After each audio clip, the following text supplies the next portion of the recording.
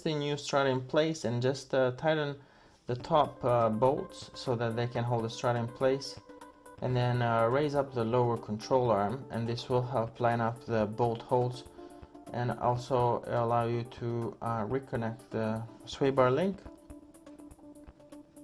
Once the sway bar link bolt lines up with the strut, go ahead and reinstall it, place the nut and tighten it to specification.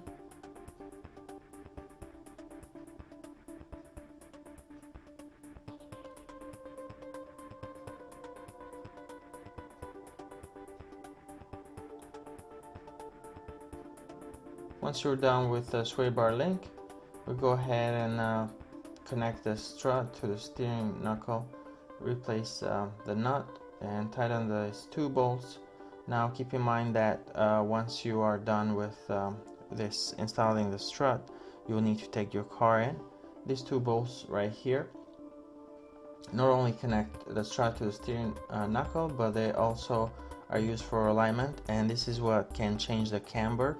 So in most cases your camber will change, and if you don't get an alignment afterwards, your tire might wear uneven. Typically it can cause a wear on the inside or the outside.